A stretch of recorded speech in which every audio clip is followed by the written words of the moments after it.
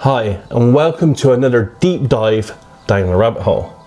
Today we're exploring one of the most fascinating modern mysteries, alien abductions. We were first approached by Debra Kauble to work on this project based on her lifelong abduction experiences, which were first documented in the Budd Hopkins book Intruders and later adapted into a TV miniseries of the same name.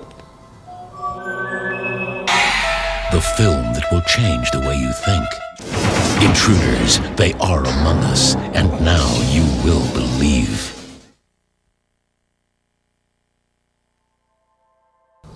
For this investigation, the Rabbit Hole team focused on one of Deborah's early encounters from 1978, during which she experienced an abduction event involving grey-type beings.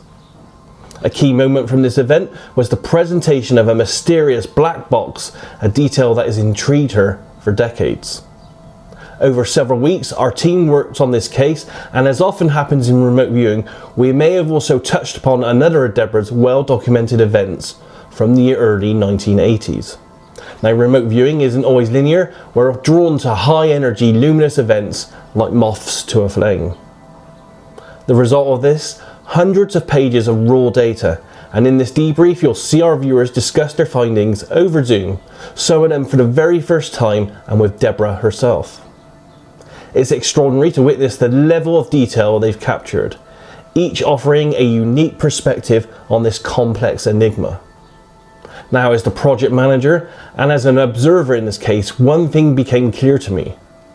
This phenomena involves a stunningly intricate interplay between human consciousness and other intelligences, possibly manipulating energy in ways we barely understand. And through remote viewing, we've only just scratched the surface of what's truly going on here. Before we begin, I want to extend my deepest thanks to Deborah, not just for reaching out to us on the Rabbit Hole team, but for her courage in sharing her experiences. It's a journey that must be both profoundly transformative and deeply challenging. I hope you enjoy the debrief, and please let us know your thoughts on this phenomenon in the comments below. Good, how are you? I'm excited. Yeah, me too. I'm very interested in the team of guys showing you their RV data on this, and you giving your valued opinion. I'm just so excited. Thank you so much for doing this. I've thought about this before in the past, and I've mentioned it to my friend Brian, Brian Keddish.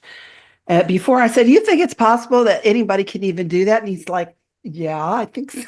I'm like, I said, would you want to do it? And he's like, oh, I know I can't do that. So I'm just really excited because I fully 100% believe in remote viewing. I feel like I've done it myself without knowing what I was doing, even way back when I was young, and and to me, that the stuff that these guys got, just the little bit that you've sent to me, that's like more validation for me and, my experience. I even told Brian, I said, I'm wondering, is it possible that somebody could remote view something that never happened? And, and he's like, I don't think so, but I'm not sure. Just because, you know what I mean? It is possible, but I hope that in my hidden tasking, which they didn't know about because they worked it blind, I try to, and you'll see it when we go through it, I try to write in a couple of lines of text for the remote, because I try to give the viewer directions on what we want from them. Although, again, they don't see this until now. But somehow their subconscious knows this. And as I'm writing the directions and what we do want, I also write a couple lines of the stuff that we don't want, which is things like, theories, social constructs, and myths and that kind of stuff. So I'm hoping that by adding that to the tasking, they ignore all that and they only give real information. And it's worked that way so far. So that's the best we can do, really. And I've read the stuff that you sent to me, and I got to tell you, it all felt spot on. Not only that, it triggered. See, I've always felt that experience that happened that night in the bedroom, I always felt like there was more to it that I just didn't remember, that I had completely shut off. And some of the things that people were writing about explain. I mean, I can't directly point it to that experience, but I Yeah. can directly point it to me. I Yes. have been obsessed with time traveling Right. and Yeah. multiple timelines in multiple dimensions, and it felt like the contact that I've had Yeah. has been more interdimensional rather than extraterrestrial. And Right. all Yeah. of those things that they wrote, like, could confirm that in me and validate it in me. And it explains to me why I am so obsessed with it, because I've done it. You know what I mean? Oh, you are going to like their data then. What will happen today is they've highlighted bits that they'll, because each reviewer in the team, there's four of them. There's Dennis, Carl, Susan, and Dimmy, all from different parts of the world.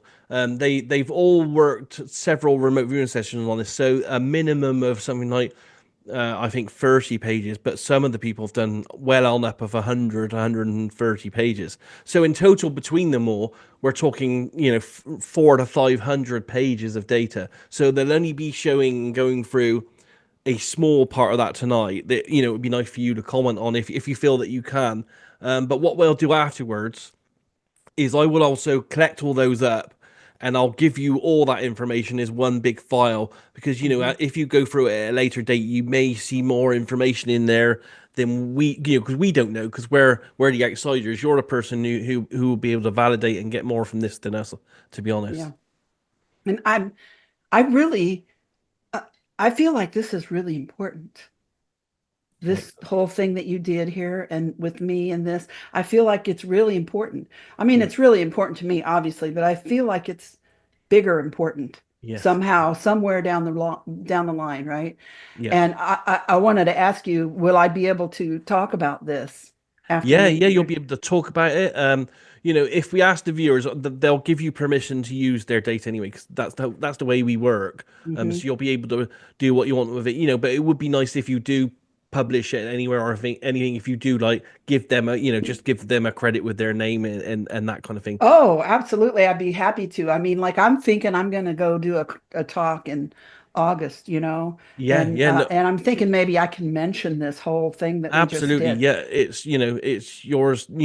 It's this is a collaboration between us and Mhm. you on that, and hopefully, like Dennis also does a couple of podcasts. So if it's all right with you, he may want to have a chat with you separately as a different audio podcast or something.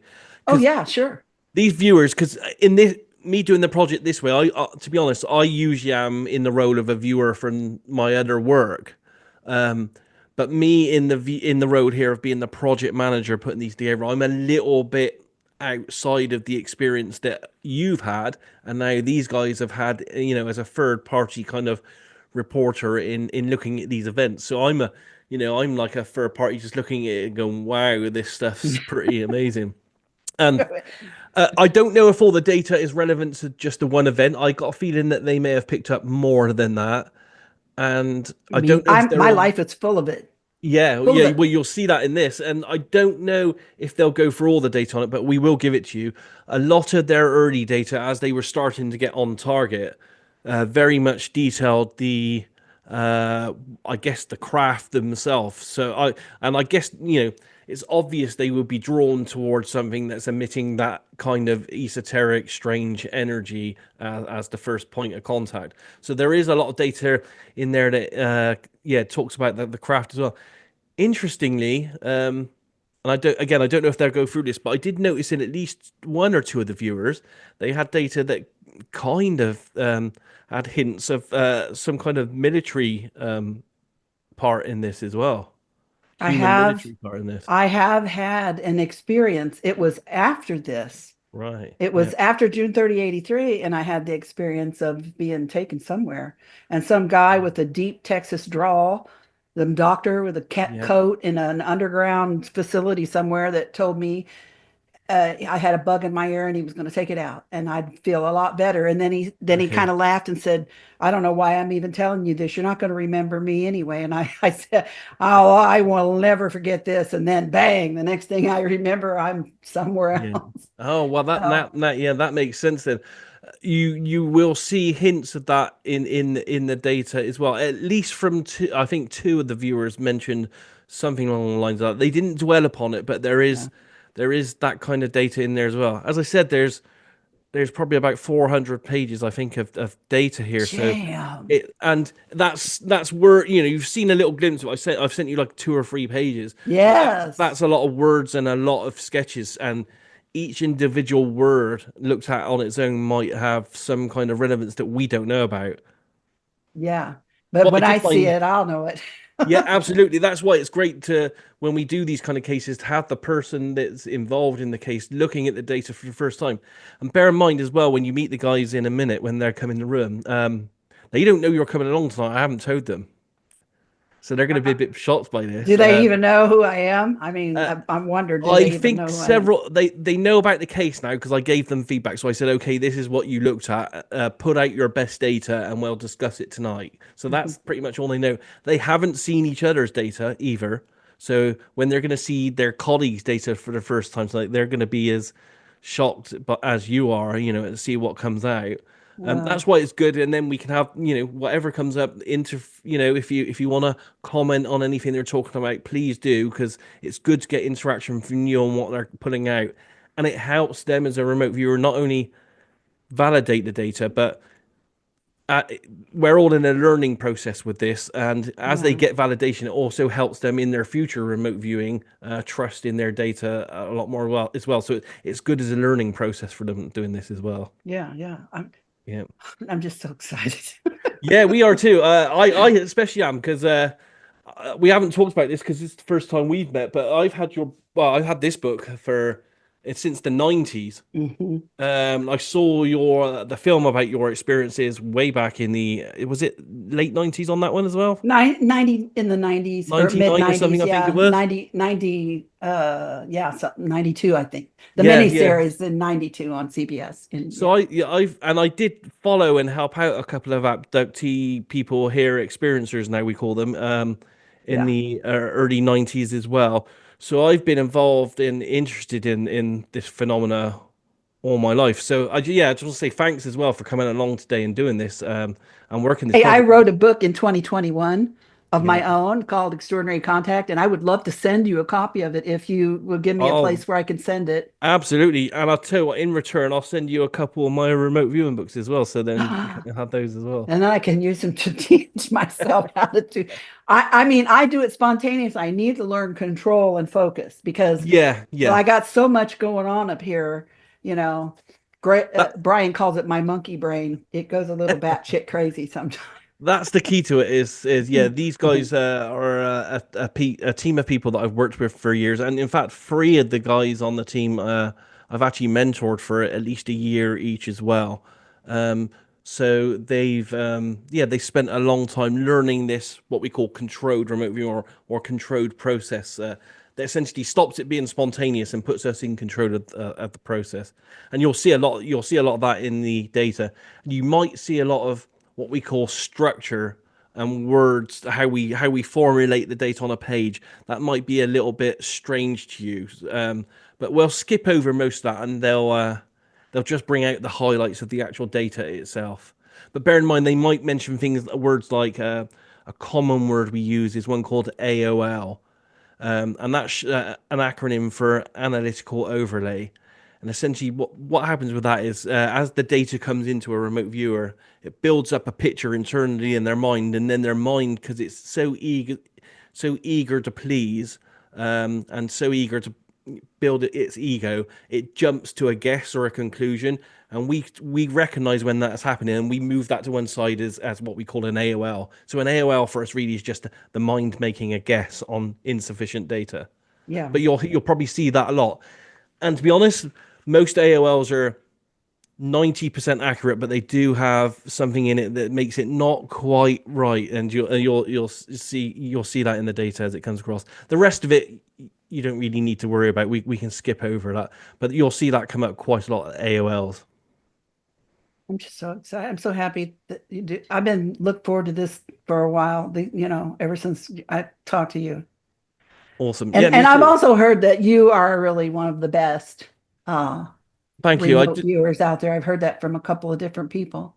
I do have a good reputation out there, and as I said, I would have loved to have worked this case for you, but it's just a case of being blind. I can't, in light of my knowledge of your books and Right. everything else, I just can't. I can't do it and be objective and blind to it. And hey, I'm happy to just be involved as the project manager on this, and to see where this goes, and if we provide data. I mean, I was shocked that I saw box data in at least two RV sessions, but I was shocked at Carl's data because she really got in depth into this box, and I haven't sent you all the data that she provided on that.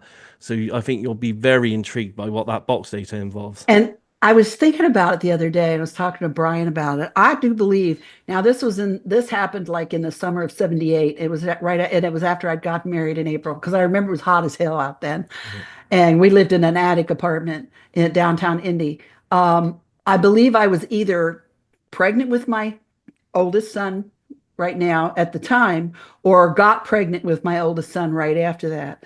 And then when I had him, I had a near-death experience. And I told Whitley Strieber this when we were talking one time. I said, in my near-death experience, I disconnected from my body and I felt I was in some kind of box, but they wouldn't let me out. And I was pounding on it with my fist, screaming, I'm not dead. And Whitley was like, oh, box, and then he starts talking to me about the Egypt, the soul box in Egypt. Yeah. And then we both go back to the event when, with the box in it. And I was in the bedroom that night as a young married girl. And then the box, when you sent me that stuff that described all the things that box would do or could do, I said, well, no wonder they wouldn't let me have it. I could shit up with that. You know what I mean? Yeah, absolutely. Not because that's some real intense stuff. But and then at the very end of that one line, it said something about soul energy, and I'm like, oh my God! And then I connected immediately with the birth of my son and my near that. I had an emergency C-section 6 weeks before he was born, due to be born, because I went into a eclampsia and my organs failed and I was dying. Had to be resuscitated twice.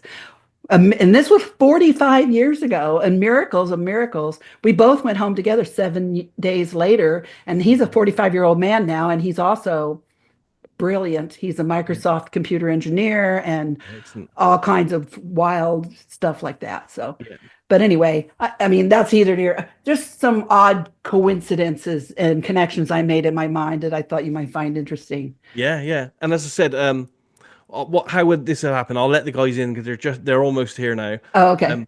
What I'll do is I usually do a little 2 minute, 5 minute breakdown of the project, just because we will put this out to our subscribers so that they can understand it. So it's just like a quick, this is how I task the remote viewers, and then we'll get them one by one to go through their data. They'll take about 10 or so minutes each, but as they're going through it, if anything jumps out at you and you want to comment on any of it, please do. Okay. It'd be awesome to hear your thoughts on all this. And then at the end, You'll be able to see my face. My face is really loud. that's great. That's fantastic. And then at the end, we'll probably have a little chat about all the data and what the implications mean and all that kind of stuff as well. Okay, great. Awesome. Well, I'm going to let the team in now. 3 of them are there, so we're just probably waiting for one more. Okay. But I'll let the guys in anyway, and we can at least say hello to them all. Hi. Hey, How team. you all doing? Hi. Awesome. Good. We have the Trasker here. Hi, Deborah. Hello. Wow. This is the surprise, guys. Serious fangirling. wow. Yeah. Nice to meet you. Oh, thank you. It's nice to meet all of you. Goodness me. Wow. What a target. It's good to see you all. Yeah, we were just briefly discussing it here with I'm gonna say that the name there is Deborah, but she said we Just can call her me Deb. Yeah. Deb. Yes. So we've just been briefly discussing. I'm really excited for her to see all your data because I did show her like 2.5 pages as the data was coming in, which blew her away. But so she's very interested to see what else you got. And I've told her that as you guys are going through your data as well, she'll it'd be fantastic if anything jumps out at her, if she can comment on it and give you guys feedback on all this as well. Yeah, can't get a better source for feedback, can you? Wow. Absolutely. I won't have to say anything because I have a very loud face. Excellent, guys. Well, let's get straight into this then, because I know what time. Like Susan, it's early in the morning for you, isn't it, over there? It's fine. It's 9 o'clock, so it's Yeah. And respectable for me. Dimi, you're a bit later than me, so is it 11 or 12 for you? 12. 12. Okay. 11 for me. But Demi and I have just come from another meeting because we're in a group. We remote view problems and solutions. So we've just had 2 hours of like. Wow. Okay. For what Long it's day then, worth, yeah. you all look like glowing, like you couldn't tell it's late at night or that you've been Oh working my. other projects. Thank you, Danny. So as always, guys, I'll do a Well- quick just overview of the target, for the subscribers, and then if you go for your data, 10 minutes or so each, pulling out, key points. And as I said, Deb will, if she sees anything in notes, she'll give you comments and feedback. We may have a chat about it, and then afterwards, we can have a little chat as well, depending on how we all feel, because you guys haven't seen each other's data as well. So this is going to be really interesting to see what each of you got to add to this situation as well. All right. Excellent. I'm going to share my screen a sec then. Tell me when you see it. I Yep. can see it, yeah. Okay, so yeah, welcome to all the subscribers. You're going to enjoy this one. So this was a target called Remote Viewing the Intruders. This is my cover screen for it here. The target number for this, again, it was a blind target for the remote viewers. All they had was the number 0702-8791. And my hidden kind of queuing for this was the Debra Kauble event USA 1978 event in the bedroom only. All the remote viewers were blind to this target and only had the project number. I will say there's a disclaimer here I put on all the remote viewing that, remote viewing isn't 100% accurate. So bear that in mind, anyone that's looking at and acting upon this information. So the actual proper cue to this, which was hidden from the remote viewers, is the remote viewers to move to the past event, the location and time, and describe the bedroom event from the book and TV miniseries film, The Intruders, as it happened in real time to Deborah. The viewers to ignore all social constructs, myths, stories, and fiction, and to only describe the events if they actually occurred in detail. My intent here, I knew the book well, but I didn't really have a strong opinion. I believe it's potentially true events as Deborah claims, but I have no outward strong opinions, but I was very curious to see what the remote viewers came out with. And Deborah herself wants clarification to see if we can fill in any blanks on her recollections of the event of that evening. Here's some background info for the subscribers who may not know this case, but Deborah is an ordinary woman with a habit of extracting the extraordinary. After reporting a terrifying anomalous experience to Budd Hopkins, who is a pioneering researcher of alien abduction phenomena, Debbie's life takes a dramatic turn as she becomes the central figure in Hopkins' best-selling book, in The Intruders, and in the popular TV adaptation. And while the TV series ended with a clear resolution, Debbie's astonishing story continues in real life. And I think it still continues to this day, doesn't it, Deb? Yeah, it does. Crazy. For further info, people might want to screenshot this or pause this, and here's some links here. The book itself is fantastic, absolutely full of information. There's also a great interview recently on the Richard Dolan show. The link to that's on there, and you can also just type that into YouTube and that comes up. There's also the film itself, which you can actually watch for free. Not very good quality, but there are several versions of it on YouTube. And you can also go to the IMDb to see all the details of the film, the people in it, and details there. Then there's Deborah's website as well, which is fantastic.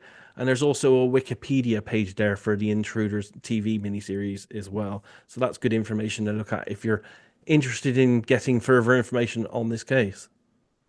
So that's pretty much the background I have on this. I wonder, Deborah, would it be okay for you to spend just a couple minutes in your own words, maybe, to tell people about the bedroom event itself? Yeah, it's not widely published, so it's not widely known, unless you actually follow me and stuff, because I've talked about it on a few podcasts. I was a young married person. It was in 1978. It was in the hot part of the summer, and we lived in an attic apartment in downtown Indianapolis. And I went to bed, and I was awakened by, I call them these two guys, these two gray beings at the foot of my bed. And they moved towards me, and I remember panicking, sitting up, and I remember thinking, oh my God, don't touch me. I mean, the terror, I mean, just all I could think of was, please don't touch me. Don't come any closer. And the one in front had like a little square black box in his hand, and it was about shoebox size. It was black, and I could see like a red kind of light either in it or on top of it. I couldn't make out how that was there. And I don't remember, I remember feeling panicky, and then suddenly I'm not scared anymore. I'm not panicky anymore. I'm just there. And this box kind of floats over to me, sits down on my lap in the bed. And I ask the one closest to me, what is this? Can I have it? And somehow he says to me, no, you can't have it. But he said, when you see it again, you'll know what it's for, and you'll know how to use it. And then it floats back to them. They kind of back off. They get all fuzzy and kind of bright-ish, sparkly, and they got real narrow, and then they just popped in a flash, and they were gone. And at that moment, I got excited. I wasn't afraid anymore, but I tried to wake my husband up. He was laying in bed right next to me. And I'm like, Charlie, wake up, wake up. You're not going to believe what just happened. And he was dead to the world. So, and this makes no sense. I slide back down in bed, and I'm like, okay, fine. And I go to sleep. But I woke up the next morning, and I remembered everything. Well, I remembered what I told you. And I immediately told him about it. And he started kind of laughing at me. And he made some comment like, I don't know what you had for dinner last night, but you might not want to eat that again. And I got mad at him. I'm like, so I called my mother, and I told my mother this whole story. And my mom has always been very supportive and just listened, you know. And then I put it away. Put it away. We didn't talk about it. Fast forward to 1983, after the big event in June that left the mark in the yard and eventually led me to Budd. Budd comes to the house during the beginning of the investigation, and I remember we're all sitting around the kitchen table. And Budd says to my mom, so is there any other weird things you remember about Debbie? And immediately my mom talks about this morning when I called her, and she kept telling Budd, she was adamant. She was not asleep, that it was not a dream. Adamant. And I'm like, oh my God, I forgot all about that. Yes, you were right, you know. Of course, after June 30, 83, all kinds of memories started filtering back for several years of all kinds of stuff that happened to me in my past. And I thought, I mentioned to you, I felt like that night more happened, but I just didn't remember it. And because I shut it away just to move on with my life, you know, I had weird dreams, but I don't know which event to connect the weird dreams to, because there's so many. So, but that was that night. Awesome. Thanks for that. Another thing I did tell you, I was either just pregnant with my first son at this point, or just got pregnant with him right after this, because he was born in July of 79. He was born 6 weeks early by emergency C-section. So it was very close to the time when I got pregnant with my oldest son. Yeah. Excellent. Thanks for that. Well, with that then, let's see what you guys got data-wise. I'm going to go in the order here of what you are on my screen, and I'm afraid, Dimmy, you're at the top, so you're going to have to be first on this one. Okay, I'll be first again. But can I ask, Deb, after all these years, after all these experiences that you said are continuing even today, are you, bottom line, it's a positive or a negative thing for you at this point in life? At this point in life, I feel it's a positive, because every day that something weird happens, I grow a little, and my awareness expands a little more. So I feel that at this point it's positive. You know, in the beginning when I was young, it was terrifying, but the things that happen to me now are not physical like that anymore. They're more what I call metaphysical, or they happen in lucid dreaming and in altered states of reality rather than, physically right here. It's not, and I feel like a part of me in that it's not necessary anymore because I'm capable now. Okay, thank you. Okay, let's start. Wow. Awesome. The drawing that you did of the man, it looks exactly like the guy who I was with the night that weird government thing happened with that doctor. Just an Wow. FYI, yeah. Because I Wow. saw that, I'm like, oh my God. Thank you for this. Yeah. Thank you very much. Yeah. Yeah, lots of data there, Demi. Lots to go through. I was Yes. speaking to Deb before this as well, because I said that there was in a couple of sessions, there was some hints of military, it felt like military human interaction. And she said that she'd had experiences of that within the whole context of her lifelong experiences in this. Yeah. Thank you so much. This Thank just you. blows my mind. I Just did blows me tell away. you, Deb, there's there's pages and pages of this, so we Yeah. will have to supply you the documents and you can go away and look at them. And I'm sure if you ever have any questions for any of the guys here, they'll be happy to speak to you and answer any questions. I really appreciate that. And then you said something at the very end about genomes and genetic material, and I just found out I'm on my mom's side, I'm something called Melungeon, and we have like a massive amount of genetic material in our DNA from all over the world. It's bizarre, the things I'm learning about it. So Wow. that clicked in my head too when you said that. So, Excellent. Okay, guys. Next on my list, then, if I'm just going down the screen here, is Carl. So, would you like to go, Carl? Yes. Let me just say, I did have shady men involved in this, but I didn't put them in my presentation because I wanted to concentrate on the flash and the box, which was obviously where my attention went. So let's just screen share. Out of 54 pages, that was what I distilled. It's too much. I have no idea. I've got all sorts of things in here, but I'll rather leave it at that, which is, a visual it's interpretation. amazing. I'm just blown away. Yeah. I've got military like men with, half big sort of uniformed but I think that the plasma was the center of this. So Wow. Awesome data. Very, very good. Very Yes. detailed box data as well there. Yes. yeah, just Yeah. Very had like a very Doctor Who type feel to it. And I know the mechanism you're on about as well. I've done an RV project on that mechanism. It was found at the bottom of the Greek Sea, wasn't it? And it's been found Yeah. to be some kind of ancient kind of timepiece or clock type technology that's thousands of years beyond its time. Yeah. Yes. And let me tell, oh, I'm sorry. No, Sorry. go ahead. I just wanted to tell you really quick, like I told Daz, I feel like that part of what happened that night is still missing, and I still have missing pieces for a lot of different events. But I can tell you, this makes sense to me because I have been obsessed with time travel and dimensional travel and and dimensions around me and all these sort of things. I've read books about